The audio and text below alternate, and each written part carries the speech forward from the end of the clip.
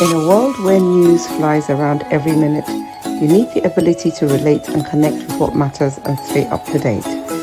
Schengen Story Media News Echoes program is Africans in Diaspora and at Home's leading English news network, one of the most trusted, respected sources for news updates on current affairs as they affect global Africa.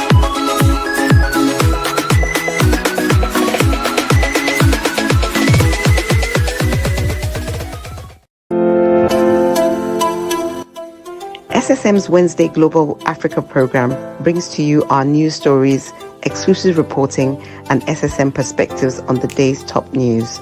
Plus, the inside scoop on Africa's most important developing stories. Join us on Wednesdays, 11 a.m. West African time.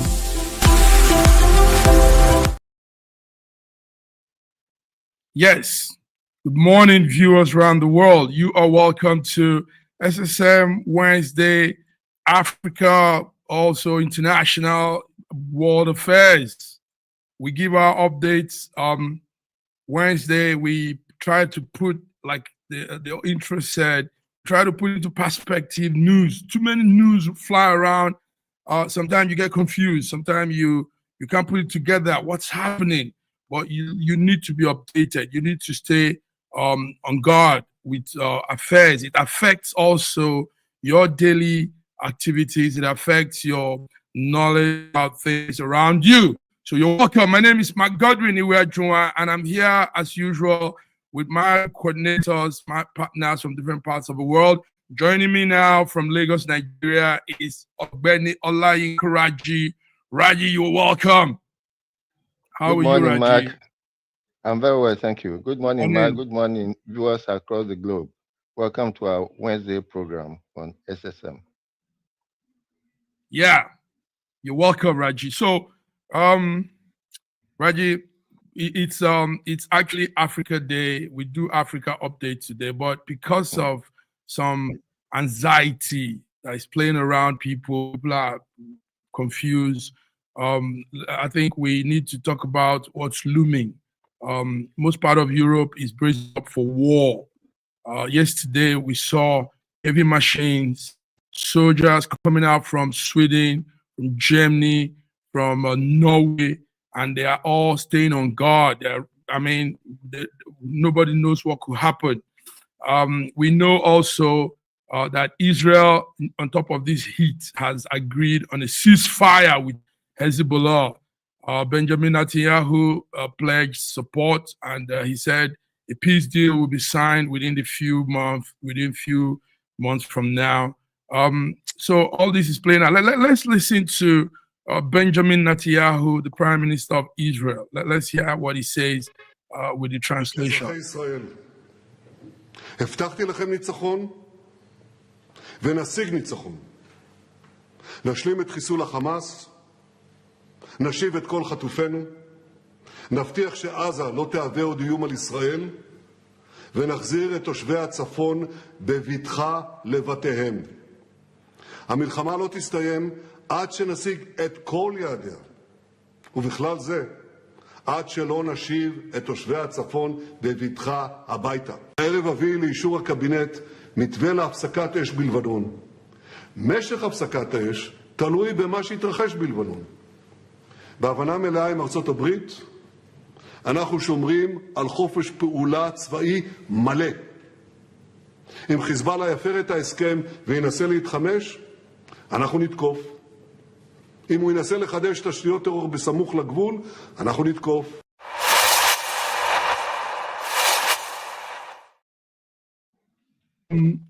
Raji, that's the PM talking. Yes, he said, these are some of the words he said, that yes, there is a plan to, fight till the end. Before we continue, let's bring in George. George from Toronto, Canada. George, good to see you this Wednesday morning. Good morning, Olayinka Raji. Good morning, Mark Godwin. Good morning, viewers from around the world. Welcome to our Wednesday Nigerian West Africa update. Thank you. Nice. You said that so well. Good. George, yes, we said it's Africa, it's Nigeria, but because of what the anxiety playing out within people in Europe, we want to talk about Europeans and most parts of the world bracing up for war. Yesterday, heavy vehicles were coming out of Germany, aircraft and soldiers staying on guard because nobody knows what will happen.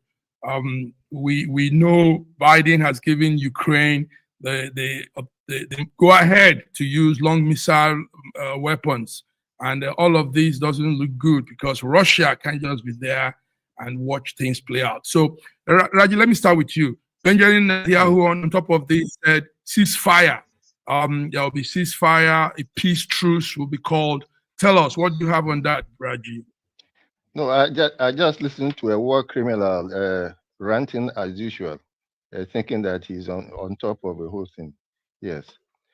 They have to, what he's saying shouldn't have been said today, should have been said more than, in fact, shouldn't have been a reason to say it. There shouldn't have been war in the first instance. But then it is as it is, as the whole world seems to be giving Israel and Netanyahu a lot of respect. But I just listened to a war criminal pretending to be a peaceful ambassador. Okay, it's not only on Israel and Hamas and Hezbollah and all that. It's also Ukraine, Russia. It's also some others. What has it got to do with Ukraine and Russia? No, I'm not talking about Benjamin Netanyahu. I'm talking of the tension in the world. I'm not saying. I agree with you. Yeah. I agree with you. And I don't see why there should be military movement in Europe, because I would have believed that with Trump coming in, the war in Ukraine, which shouldn't have been a war at all in the first instance, will not come to a stop. That we are looking for peace. Europe depends on Russia for a lot of its energy supply. So the war in Ukraine is actually detrimental to the interests of the people of Europe. And I'm sure I'm still surprised that there's military movement across Europe, against which security risk I don't seem to understand. No, that means, Raji, you're obviously not really okay. George, I am following the movement. I'm giving. Number one is the fact that you are calling. Hold tight. Let me continue.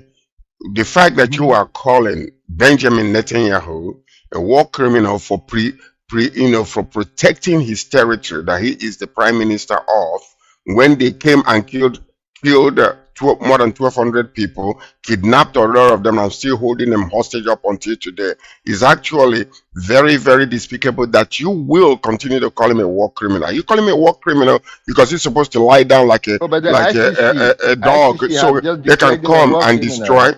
It doesn't matter. You have no reason calling him a war criminal. They can call him a war criminal because. Excuse me. Can I finish? Can I finish? Don't call him a war criminal. He is an effective prime minister protecting his. He is an effective prime minister protecting his territory. Can I finish? I didn't interrupt you when you were talking. I did not interrupt you when you were saying. Allow me to finish my statement. Can you just please be quiet? Thank you. Let me go ahead. So now the point is this: you can call him a war criminal because of whoever side you are on, maybe because you're a Muslim. Now the point about it is this: you cannot expect him to lie down low. It's not about religion. It seems like that from what I'm hearing you. Because you don't condemn, you never condemn Hezbollah, you never condemn Hezbollah, you never condemn the Hamas, you never condemn the Iran, because you're always on their side because you're a Muslim. So if it's not that, I don't know what else it is. I don't know what else it is. If it is not that you are a Muslim supporting the Muslim nations, whether they're doing atrocities or not, I don't know what it is. So let me finish my comment. What I'm saying is this: Benjamin Netanyahu have the, they have to defend themselves. This is a small country surrounded by enemies all around them. All of a sudden, they came and kidnapped more than 1,200 people, killed a lot of them, and they killed more than 1,200 people, kidnapped a lot of them, and still holding them hostage up until today. And you are here talking. So he's supposed to be a lay dog who is going to lie down and allow all these terrorist nations to come again. Can you allow somebody? It doesn't matter what the ICC said. I'm talking about the news. The news. I'm talking about the news. Stop interrupting. Which you are. Can you please stop interrupting Mr. Olayin Karaji? Stop interrupting me. Stop interrupting me. When I am talking, be a grown-up man and stop interrupting. Let me finish my statement, for goodness sake. It's okay. I mean, it doesn't make any sense when two people are talking. Nobody is talking. All I'm saying is this. It is your own opinion that he's a war criminal, whether ICC called him a war criminal or not. But what I'm saying here is, it seems as if you are supporting Iran. You're supporting Hezbollah. You're supporting Hamas. You never condemned them, even for the people that were killed. Is it okay for them to go to a nation, kidnap, destroy people's lives, kidnap people and still holding them hostage? And the prime minister is going to sit down like your president and do nothing? Is that what he's supposed to do? No. I applaud him for protect. Can I finish? Right? Can I finish? Mark. Okay, but you need yes, to. Okay, okay. When someone is speaking, mute the other person. Let me just finish. Okay, I have to make it. You finished. I did not interrupt you. Respectfully. Okay. All I'm saying is this. All I'm saying is this. All I'm saying is this. Benjamin Netanyahu actually was saying yesterday the ceasefire between Hezbollah and Israel is applauded. There ought to be peace, and possibly this might extend to Gaza Strip.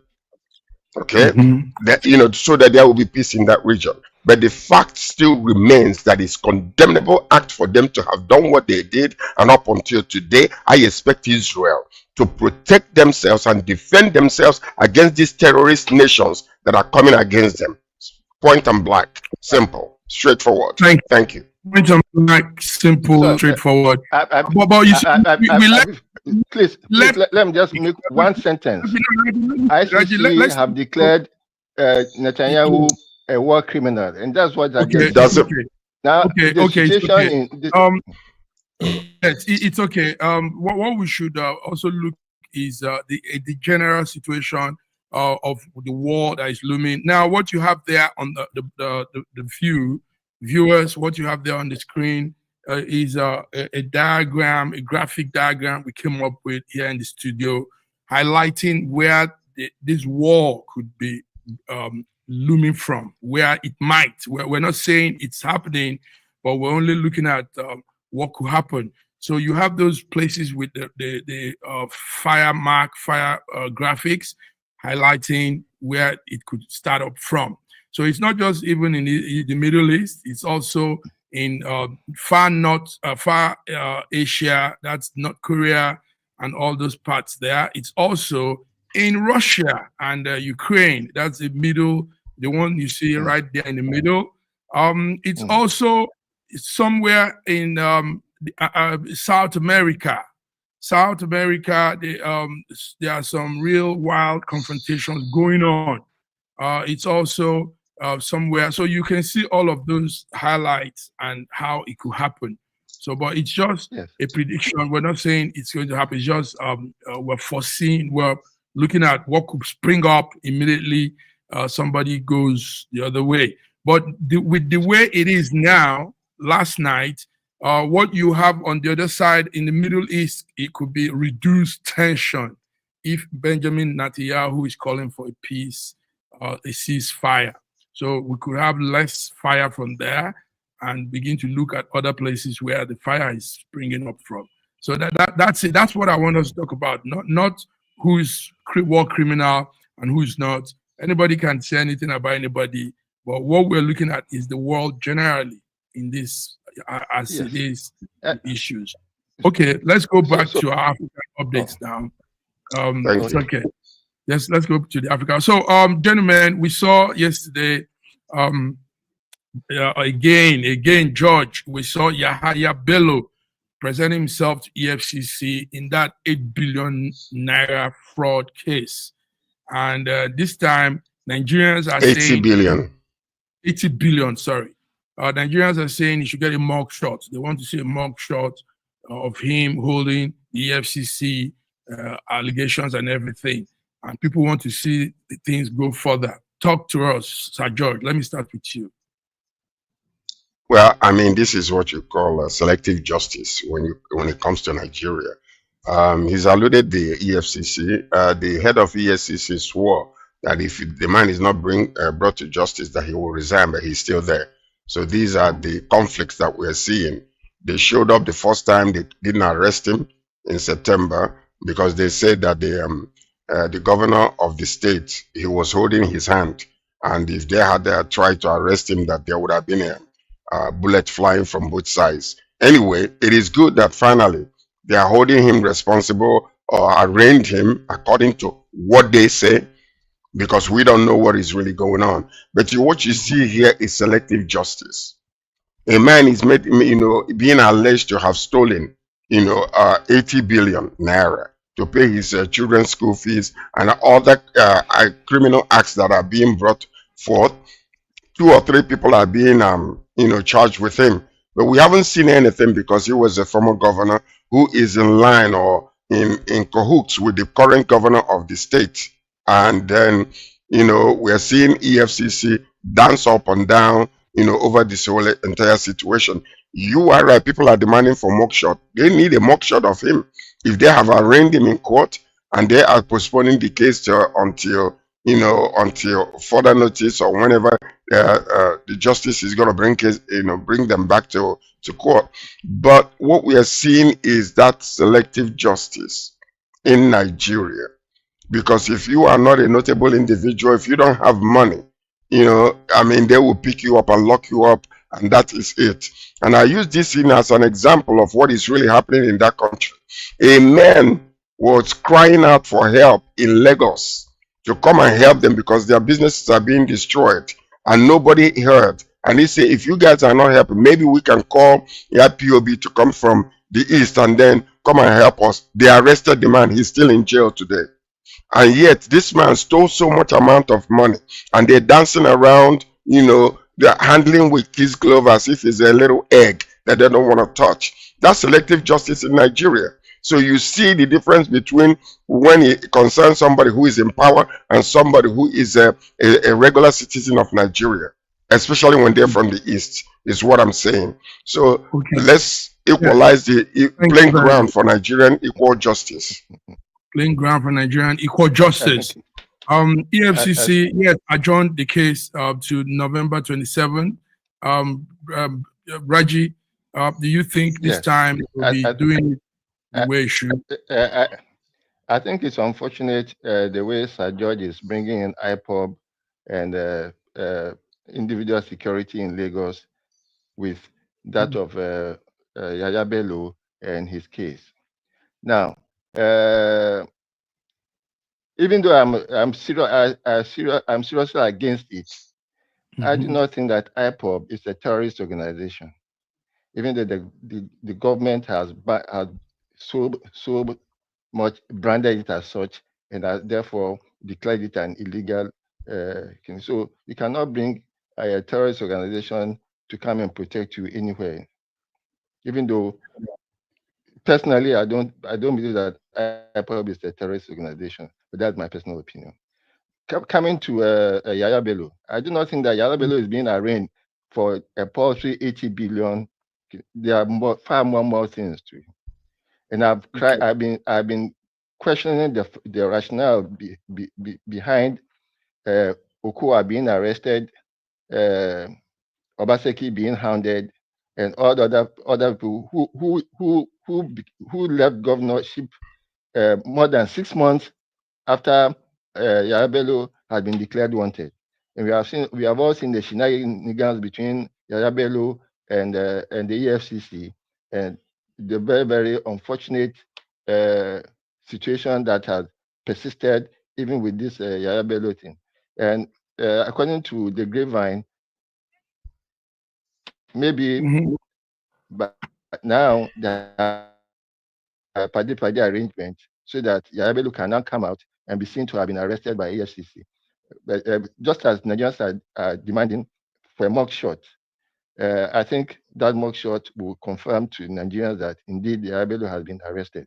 Even though that we have just seen pictures of Okowa with his head bent and probably regretting his actions in putting away more than 1.something trillion naira of Delta State money on a very stupid venture. But it's good to hear that. Can I add to that? Yeah, go ahead, George. Go ahead. I am so happy that Okowa was arrested, and they need to arrest some of these other governors from the southeast. Has been making a way with the resources that is supposed to provide infrastructure and for the help of the people in the southeast. For instance, the Abia State governor needs to be arrested. Okay. Yes, because you cannot just Okowa being arrested is a great idea. The Abia State former governor. Former Okezie Ikpeazu needs to be arrested and questioned over every allegation about for 24 years that state was held hostage until the Labour Party man took over this current time. They need to question them, because what are we doing in this nation? What is it that we are doing? People will come, they will do what they want to do, just act the way they want to act, abuse the way they want to abuse, and then they go and hide in the Senate. This is exactly the recycling system. Rogues and thieves leaving governorship and into the Senate to govern who? To govern Nigeria. And we're here looking. They need to, every governor needs to be looked into. The former governor of Imo State needs to be arrested, questioned, and forensic investigation over the allegations that are being brought up against them. Every single one of them needs to be arrested. I'm not even dealing with the northern people. I'm talking about the southeast. All these governors need to be questioned. They need to be checked, because it is unfair to the people when you have all the resources that are being given to a nation, a state. Somebody will handle it and take it and abuse it, and nothing is done. And they wangle himself into the Senate to hide there. No, it's not. It's not supposed to be that way. Thank you, George. George, now you said this so well. You want to respond? Anything? Okay, before you respond. Okay. Allow him to respond. All right, go ahead. No, I'm not responding. I'm just responding. I'm just adding the fact that, you see, as long as federalism is not clearly demarcated, what people see is that it is federal government money, but every politics is local. Until the people see that what is being spent is not federal government money, because every month the state go to Abuja to collect subventions, they think it's money from some remote source. But if the money is generated inside the state, and the government and the governor of the state whittles it down, the people will cry out. So let us stop this feeding bottle thing, so that every governor will be answerable to the local people. Answerable to the local will people. Believe that all right, it is their money that being spent, not we have money. We have Namibian viewers following us, so we need to give update on what's happening in Namibia. So we put our satellite to Windhoek, Namibia. Yes, this morning, Wednesday, the 27th, the Namibians are going to the polls, and like we said last time, there are probability that a woman will become the first female president in that country, Namibia. The presidential election is going on. So what we'll do for our viewers, Namibian viewers, stay tuned. Friday, we might have had what the election results. So by Friday, we'll give you updates. But this morning, yes, Namibians are all going out to vote. And like we said, there are chances for the Madam. So that's for our viewers from Namibia. We have some of them following us and chatting up also. Gentlemen, let's. You want to say something? Go ahead, Raji. Yeah, I wanted to ask if our Namibian viewer could come on board maybe today or fleetingly, so that you can give us some update on what's happening in Namibia. Okay, very good. Yes. Let's hope we've sent our invitation. We want to have any one of them come in to give us some updates. So, but anyway, SSM viewers, you see that we're all connected. We're reaching out to all parts of the world, Africa, Europe, all parts of the world, and we'll be glad to have everybody also be joining on this. You are a news source wherever you are. You can be a source of news, information, updates to your fellow human being. Before we continue, let's bring in our diva from Lagos, Nigeria. We have here with us BD Nana. BD, how are you? Welcome. I'm all right. Good morning, everyone. Sajjad, Saraji, our viewers all around the world. It's nice having you again today. Let's do it like always. Yes. Morning, BD. Yeah, BD. Morning, BD. So, a quick one before we go on the break. Gentlemen, our president just came back from Brazil. Now he's heading to France. I think by now he'll probably be in France because it was an early morning flight.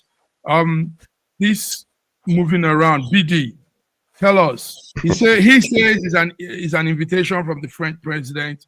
But we are saying, it's too much for the movement. It's too much. BD, tell us what's happening. We are looking for investors.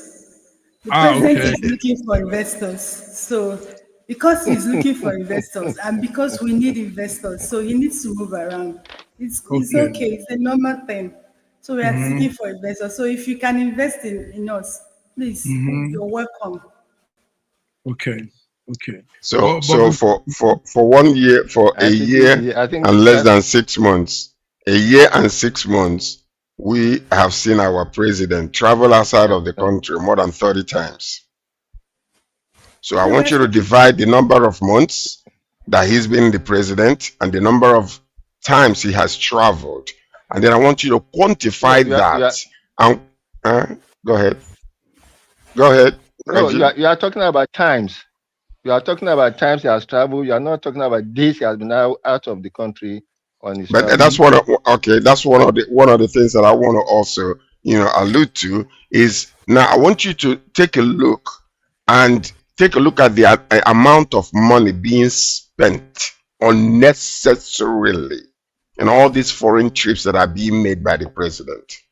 And not one single thing has changed since his presidency. Isn't that something that attention should be called to? Or maybe he needs to slow down? Because people are still dying in Nigeria. The inflation is still off the hook. Insecurity is all over the place. But he's moving around the world. I'm not quite sure I understand this governance. The same thing happened with the Buhari. He was away from Nigeria for so many years of his 8 years of presidency. And this one has already made history in our country. Already. He's already made history. Yeah, so, Go ahead. Yeah, the story has it that he has actually traveled for 16 times within a year and 6 months and have gone to 11 countries. More than 30 times. Go check it out. 29 times the last time he went to Brazil. 29. Yes. 29 the last time. This is 30. France, 30, yes. With France now. Yes. And that's right.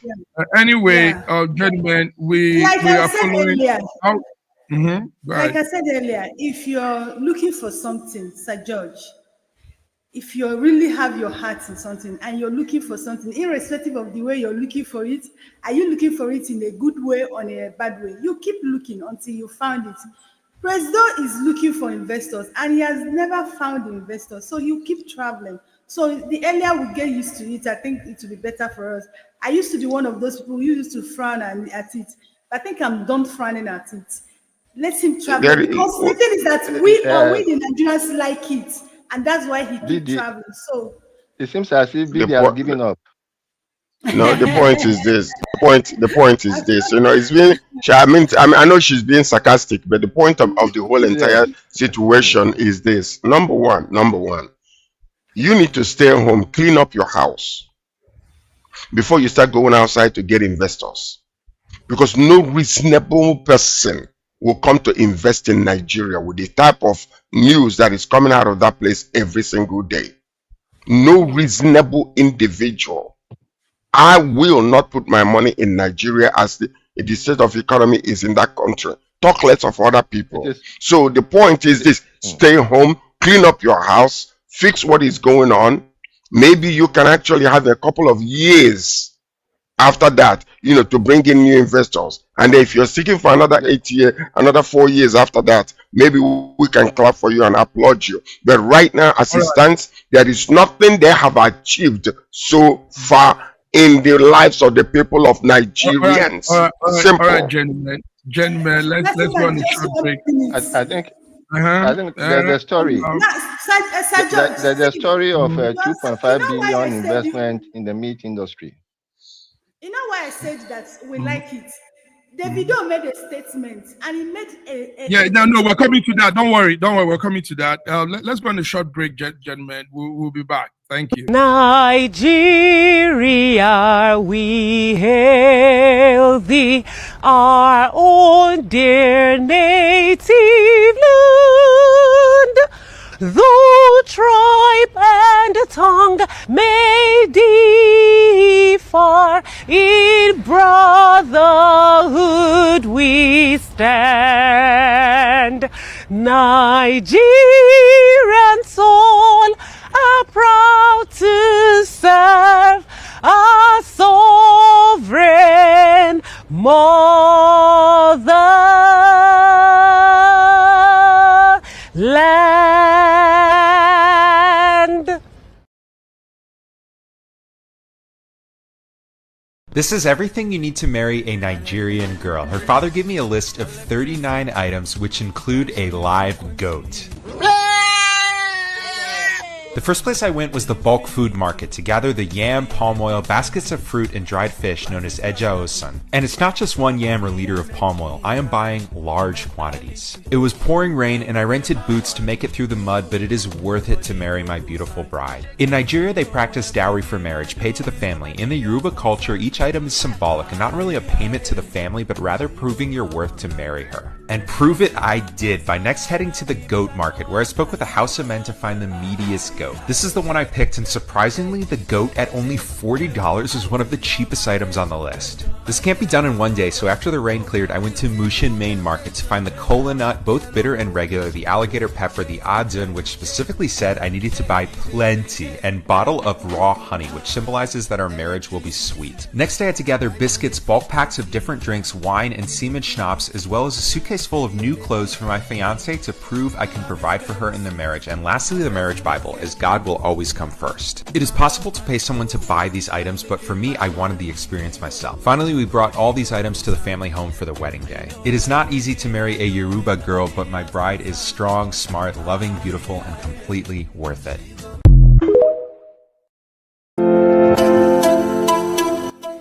SSM's Wednesday Global Africa program brings to you our news stories, exclusive reporting, and SSM perspectives on the day's top news. Plus, the inside scoop on Africa's most important developing stories. Join us on Wednesdays, 11 a.m. West African time.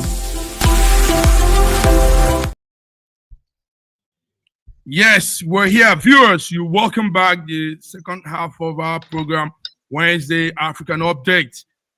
Gentlemen, finally, Port Harcourt refinery is producing. Let's see this clip before we get to the talk.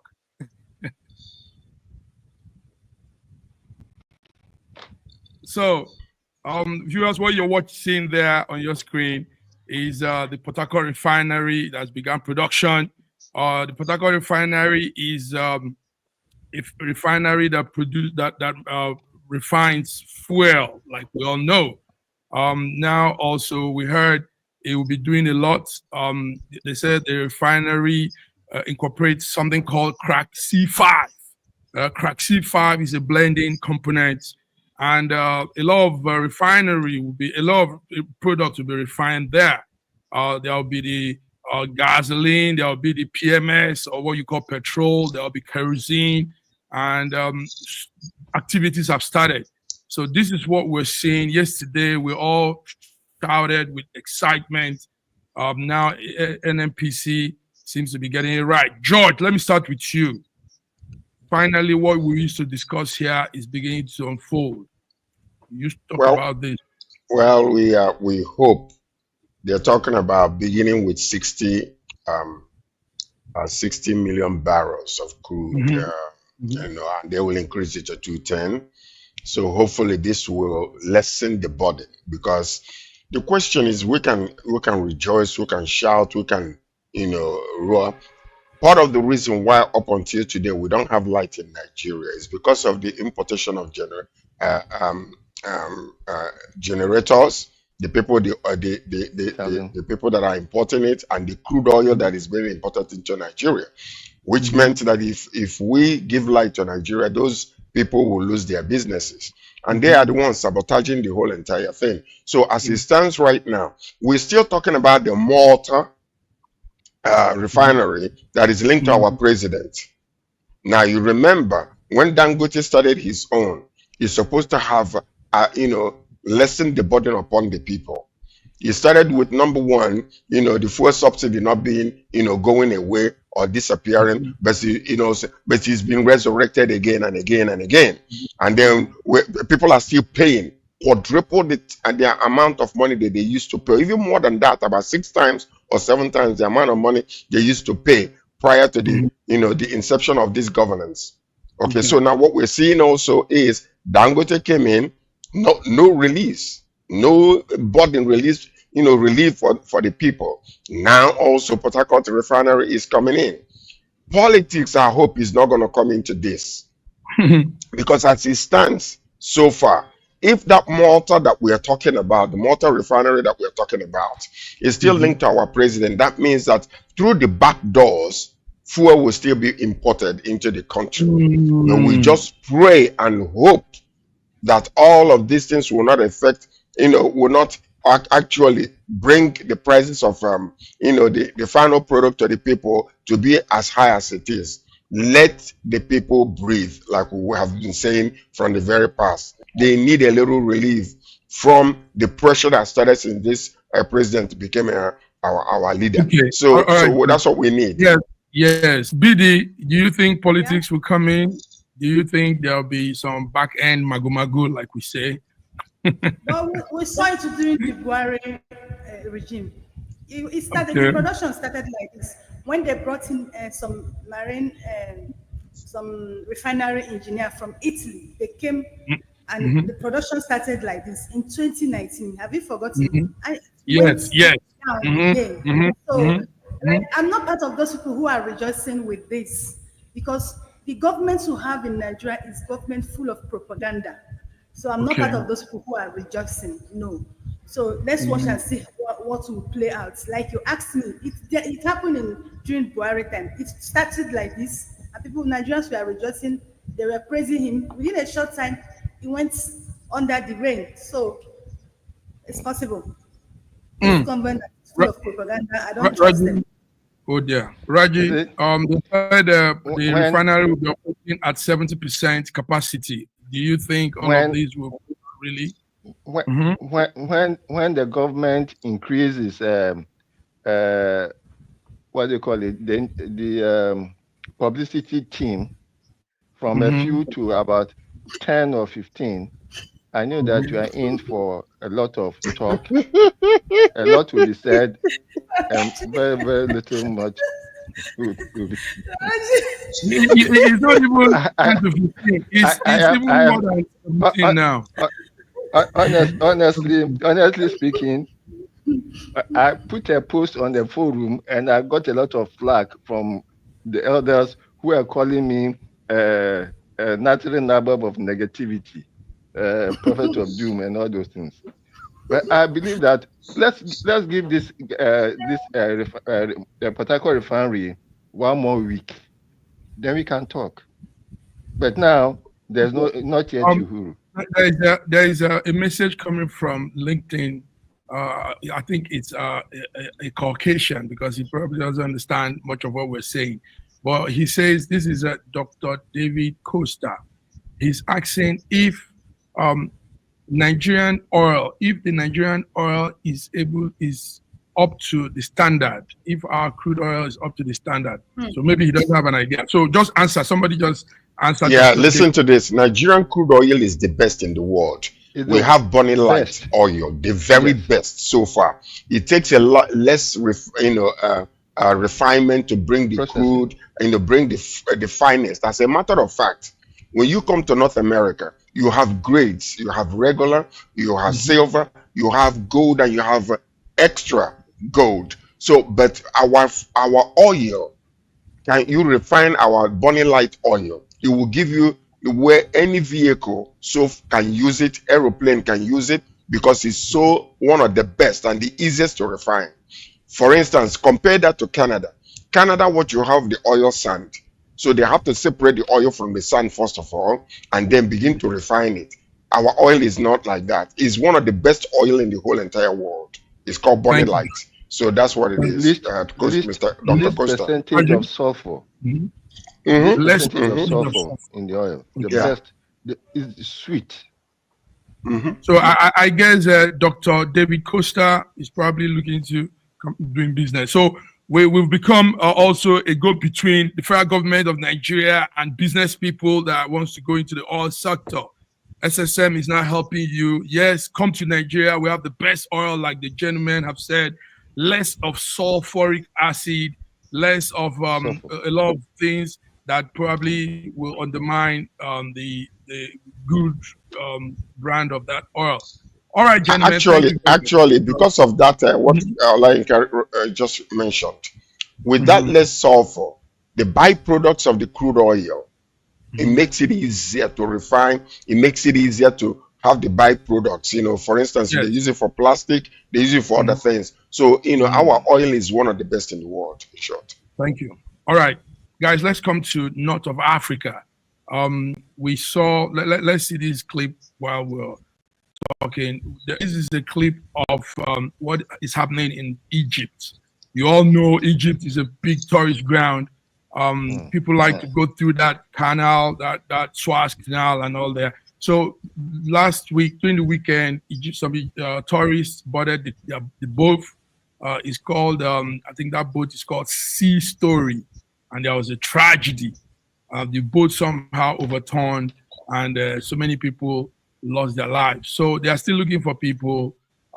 So far, the boat was carrying 31 tourists, and I think they've seen about 17 of them haven't been seen yet, haven't been found. European tourists, there you can see the boat. That's the boat Sea Story, and sad tragedy, sad story there.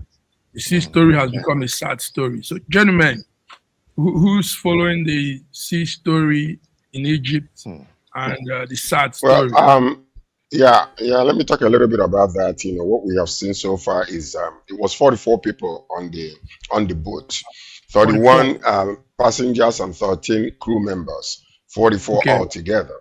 Now, there was meteorologist was actually saying that warning came out that the weather might not be very conducive. But based on a report that we are receiving so far, the weather was not that bad on that day. So now you see, we saw that all those, when the boat capsized, quite a few number of people, were missing. Up to, I don't know, I think about 2 Britons, 1 from Germany right now is still missing, and a few others. They recovered a few of them, but not all of them have been recovered. So, but it seems like from all indication that those that have not been recovered yet, only the ones that are alive right now or that have been, saved to, life might be the only ones that that will be remaining. So recovering the rest of them might be their bodies. So that's what we are, but the story is not yet completely out, because they're still, trying to say is it the weather condition that caused it, or was it a mechanical issue with the boat itself that caused it? And this is on the Red Sea, as a matter of fact. Good one, George. Thank you, George. Thank you. Anybody has anything again? BD. Yes, what I have is exactly what George said. And my thing is that they said they actually sent a distress call when they were started experiencing this. They sent a distress call to the government authority, and they were not able to come for their aid at the time they needed it most. So as of now, 16 people is still missing. Like Sir George said, if they've not seen those 16 people as of now, it's obvious probably it's only by God that might make them to see their life. Maybe probably it's their body they might be seeing. So I feel for them. I feel for their family. We both console them. It's not easy, honestly. And each time I hear about that thing about that Red Sea, in fact, the people that have really survived, I think it's God. Because when I hear the story of that Red Sea, I don't know, it's this feeling of honestly. What do you mean? You mean God sank the boat to kill people? Does God kill people? No. Please, exonerate my God, though. No, it's not that. Exonerate my God, though. No, it's not that area. My God, no, they kill, oh. Old Testament don't pass, oh. It's not that area I'm going to. What I mean, it must be a severe thing. Do you understand? So that's even these ones that were rescued alive. So whenever I hear Red Sea, because me, I feel Red Sea is something very mighty, very big. So for these ones that are even rescued, it's even God. That's what I mean. I feel it should be a severe thing. That's what I mean. But George, me, I don't agree with your stance. So God kills. He kills. Not these days. He's still killing till tomorrow. We'll come to talk about that. And they tell you God kills. He takes God does not kill. God does not kill. You say God doesn't kill. God doesn't kill. Of killing. He killed in the Old Testament, not anymore. No, he's still killing till today. No, he doesn't. He does not. His son came and died. God does not kill. I know very well that God Almighty kills people. No, he doesn't kill. He doesn't kill. I'm telling you. He kills in a very brutal way. No, he doesn't. I know God doesn't kill. I think we should keep religion out of this. Yeah, let's keep religion out of it. Now, let me say, in the olden days, God was actually killing, doing a lot of things by himself. But that was why he needed somebody to come and redeem humanity. And that was Amen. And after his son came, he's no longer killing. Do you understand? Hey! Now the killing they more deadlier. All right, listen to this. Let's go to another story. But let me tell you, I think Massive Mark is one of those fire and brimstone religious folks who wants they will say, God killed them, God massacred them, God annihilate them. God is killing and he kills. He doesn't kill. He will kill to the end of time. Because people are stubborn and he doesn't kill. People kill themselves. Let's come to a story that might be killing us Nigerians if we don't take time. And that's the Nigerian custom yesterday handed over 21 stolen exotic cars worth about 1.8 billion to the Canadian government. George, do you know about this? The cars were stolen. Yes, I do. Now, as a matter of fact, what they have been doing here is, there are some other countries that were involved during the investigation locally here in Canada about these exotic cars. So you have young people, especially people under age. They use them like 17, 16, sometimes even 15 years old to go and hijack these vehicles from their owners. Sometimes they will open it up and then they will now take these vehicles, change the VIN number and change everything. Sometimes they will even, take the vehicle to a mechanic shop and they will just, completely dismantle the whole vehicle and put it in a boat to send it out. So when they take it to the other country, they will do it. So it's been happening. The increase in Ontario, Canada, has been something to be dealing with. So the government actually bring a task force to look into it. And this is part of the part of what you're seeing today. It is the local task force in Canada, in Ontario, especially in Toronto area, in the GTA area, that is bringing about this particular investigation that resulted in, in this 1.8 billion or 21 vehicles being returned to Canada. So it's been a very dire situation here. Young people are going out there, they will take gun, they will hijack you, they take you out of your vehicle, and they take the vehicle and go. So, and many Nigerians are involved in this particular saga. And that's why you see that all these things you're seeing, which is very, very bad that our name will be coming up in a situation like this. Sad situation. BD, Sad. Now, one thing I know is Nigerian young men are very intelligent, they're smart. For you to deactivate those gadgets, those cars, remove those sensors and all these things, it's real high-tech intelligence. Now, if you have this kind of intelligence, why are we doing this? Why not use those intelligence to do some other things, those brain? Biddy, what do you know about this car? I like the question you just asked. Now, how many people in authority in Nigeria will just reason the way you're reasoning now? How many of them? Now, if it's in a developed world, they will gather these people and put them in a hub, train them, and make them useful. But now, what Nigerian government is going to do now, they're going to arrest these people and lock them up. And in that prison, they will gather themselves and become more deadly. Now, another thing I want to say, for this kind of thing to be, because they said they falsified the documents in that Canada. Yeah, Nigerians are involved, but the people of the land must be part of this for this thing to be successful. Because they will steal this car and they will come to their wharf, where they will send it out of that into Africa or to any other country.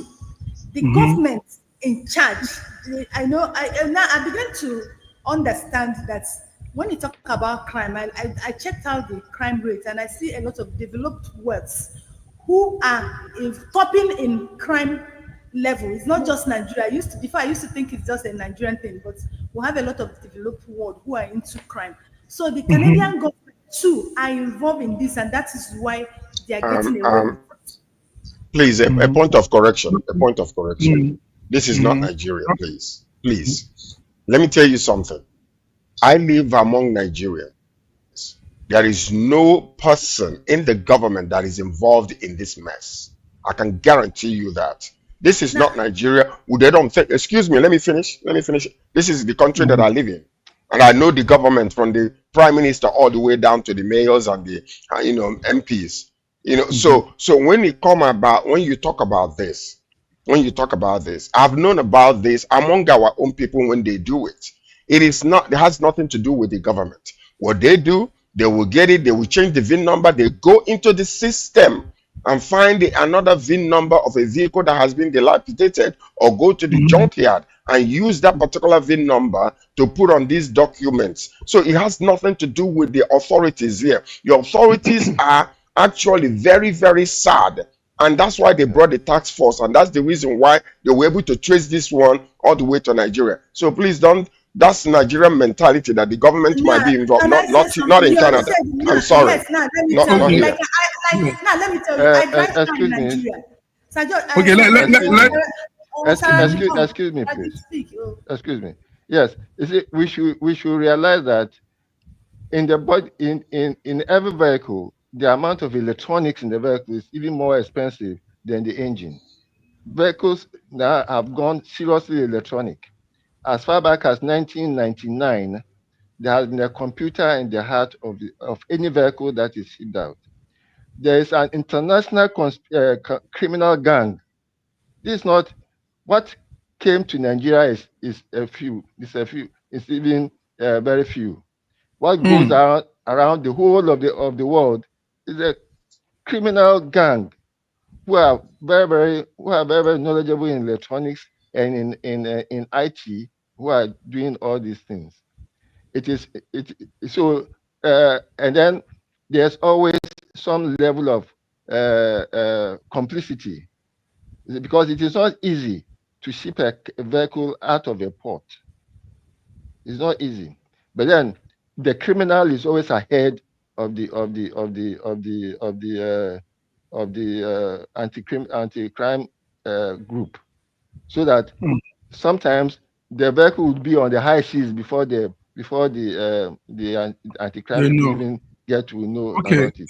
Thank you, sometimes, hold on, sorry. And sometimes because the batteries may be removed from the vehicles as they leave the port, the signals will not be available globally until the vehicle docks, and then it probably put together again and then cranked.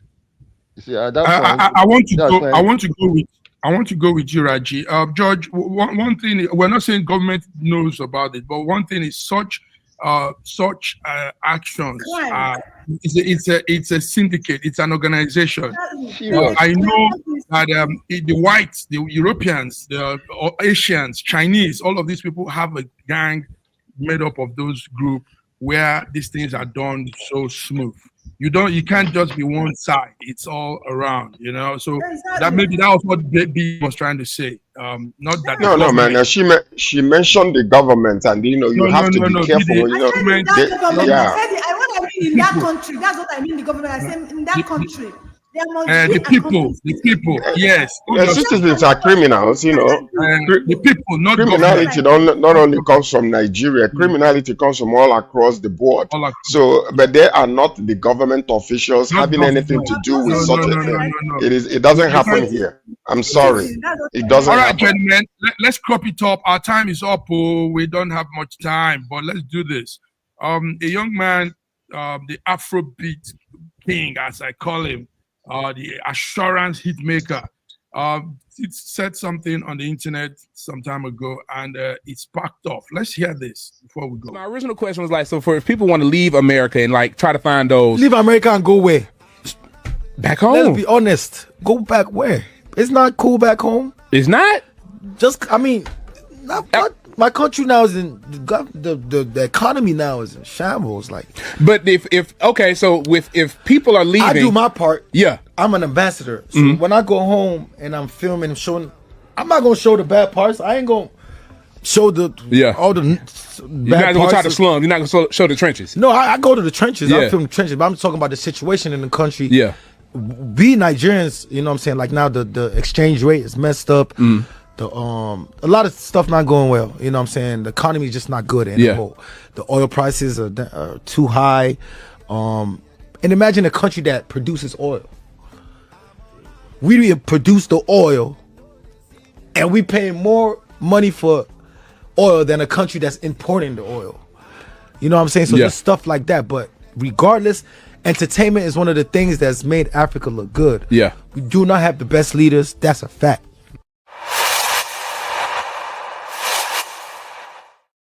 Lying? Is he lying? So why is there a backlash against him? Is he lying? Is the man lying? The man is not lying. From sycophants. The man is not lying. So that is exactly the reason.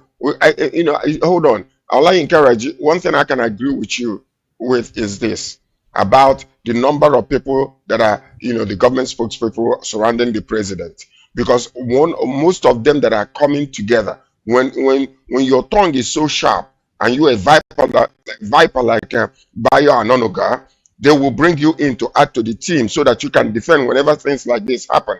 That's exactly this young man now. They're trying to cancel his concerts in Nigeria and other things that are happening. The man was telling the truth. Is it not the same thing that you and I are talking about here every day? Arise News and other news channels that are talking about. So why are they attacking him for telling the truth? Is he becoming our enemy because he's telling us the truth? He's not even criticizing the government. He's even saying that he makes Nigeria look good by not going into the very bad areas when he's doing his filming. What else is there for him to say? The man was telling the truth. All right, BD, tell us. BD. See, right. Nigerians are full of hypocrites, sycophants. People like Patrick Dolly, who is a known name in Nollywood. Since last year that Nigerians have been going through what Nigerians have done, What has he said? He has not said anything. But he comes up to attack a boy because he's expecting Nigerian government, Tinubu government, to give him money to go and shoot movies, to sponsor his movie. That is why he comes out challenging a guy that said a good thing, a guy who has... Who's that? Who's that? Patrick Doyle, Nollywood actor. What has he said? He has seen one Nigerian... Bring his picture. Bring his picture if you can. We need to see him. He opened up one day to criticize and say, oh, government, these things you're doing is not good. But he comes out to use the video to trend. People like Reno Mokri, Sam Clef, who are those people? Those people are non-entity. They are nobody in this country. Davido have helped more than 1 million people than those people. All what they are doing is just they're trying to be good in the face of government. They are sycophants. They are sycophants. Yeah, seeking for one sponsorship or one appointment. Everything Davido said is true. Now, let me ask you, let me itemize one of you. Is our economy not in sycophant? For the first time in Nigeria, Nigerian people will go to the market, they buy yam, slice. Is Nigerian government is not in sycophant? In Nigeria today, there's no day you don't see lifeless human beings on the road of Nigeria. They are killing Nigeria in mass. If there's no day, is Nigeria in shambles? Children of 11, 12, 17 years are now kidnapping their fellow children, selling them for ransom, killing them. Children. I'm talking about children. I'm not talking about teenagers. Children. Do you understand? Okay. Thank you. Look at him. Look at him. Bring him out for Davido. Look at this man. What has he done for Nigeria? He has done elder. He has not even spoken anything. He has not condemned any evil thing the Nigerian government is doing. He wants to come and use Davido to trend. They cannot cancel Davido's show. We will come out. I've not paid for Davido's show, but this time around I'm going to pay and I'm going to attend and people are going to go. Patrick Dolly, you are a shameful old man who is in this country with your position. You have not been able to condemn any evil, but you have now to come and challenge your boy who is saying the truth. We should be ashamed of ourselves, all of us. We all should cover our faces. Okay, thank you very much. Thank you. Didi has poured out the woman emotion in her. Gentlemen, but not because they are there. They are there seeing and experiencing this in live and direct. So we can hear from them and hear it loud and clear. Not all these sycophants that are talking nonsense or tribal individuals that are supporting evil and all that kind of stuff. We don't want that. We want the truth to be told. Thank you. All right. Yes, viewers, this is it. We've been getting messages from LinkedIn. A lot of messages we have coming in, but it's coming from a different angle, so I can't put it on the screen. Anyway, it's been a beautiful program. BD, thank you for your outpour, that real strong one. Raji, thank you for coming through. We'll be here Friday. George, let's come and talk about Third World War that is probably looming and more stories from what's happening around the world. Until then, thank you, guys. Anybody have any last thing to say? I just want to hail I encourage you, drink a glass of palm wine on my behalf. Okay, just one glass. I was thinking we are going to ask a gallon. One keg. A gallon. I don't want you drunk. I don't want you drunk. SSM's Wednesday Global Africa program brings to you our news stories, exclusive reporting, and SSM perspectives on the day's top news. Plus, the inside scoop on Africa's most important developing stories. Join us on Wednesdays, 11 a.m. West African time.